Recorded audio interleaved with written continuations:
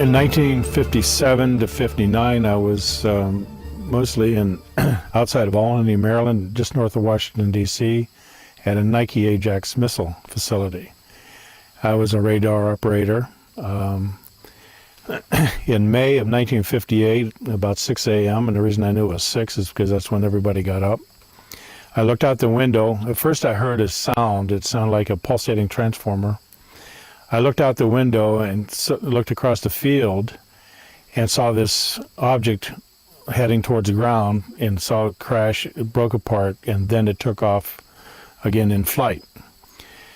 I immediately got dressed, went up onto the hill where the radar was, got a telescope that we tracked the North Star with to line our radar antennas, and sat and mounted on that radar and looked at the pieces that were laying across the field.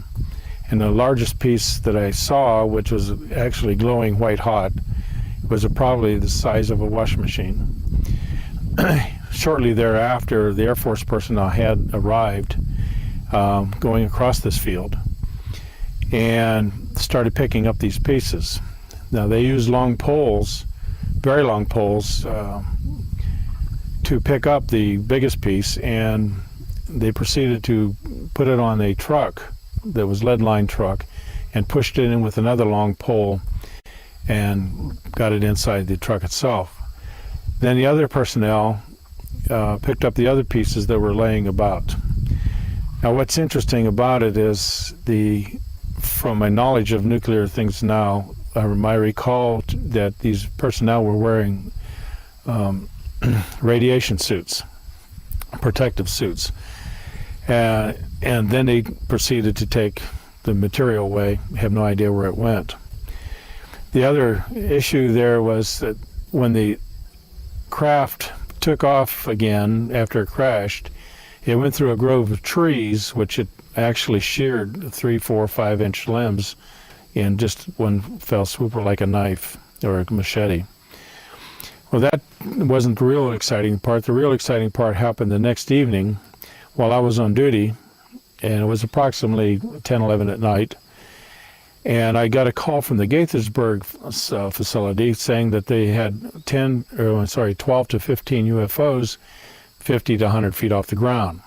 So I asked the guy who was on the radio with me, I said, what do they sound like? He took his head mic off, put it out the van window, and then, again, the pulsating sound, except there were more of them. And he was describing them and in different shapes and so forth. I had the radar on, the M33 radar, sweep radar, and I found right next to the ground clutter where Gaithersburg sits, I found the blip where these vehicles were. And then all of a sudden they all took off at the same time.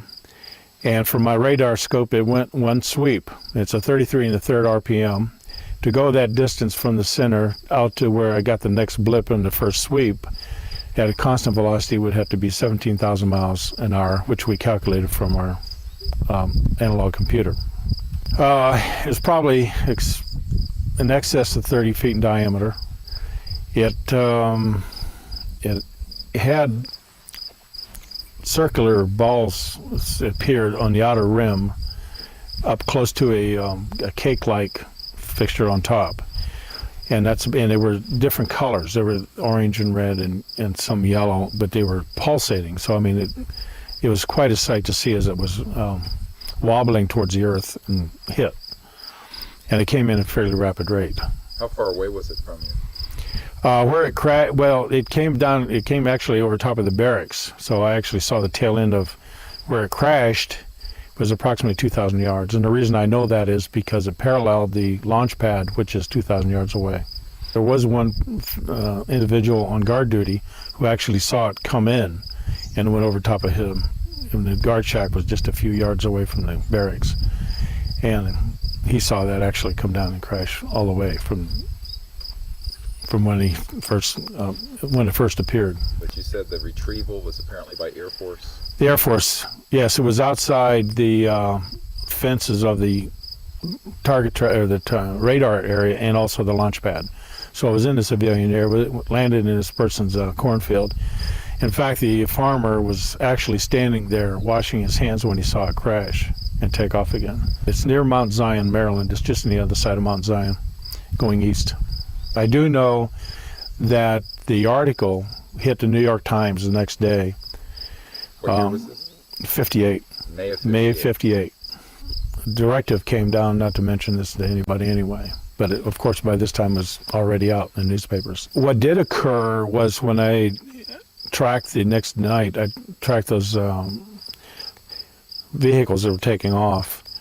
There was a question as to what they really were, and the general came back and said, well, those were helicopters, and they were doing some Navy, Army, Air Force maneuvers.